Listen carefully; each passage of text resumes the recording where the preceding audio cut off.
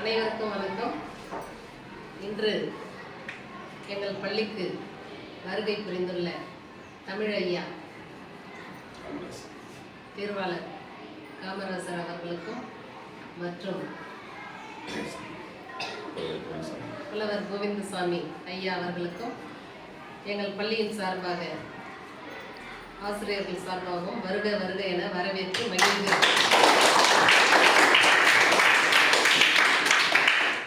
இந்த அளவுக்கு ஜீவன் நிலாவை இந்த திருக்குறளில் மிகவும் உயர்த்தி இருப்பது மிகவும் பெருமைக்குரியதாகவும் பாராட்டுக்குரியதாகவும் உள்ளது. கேட்கும் பொழுது மிகவும் ஆச்சரியமாகவும் எங்களுக்கே வியப்பாகவும் இருக்கிறது.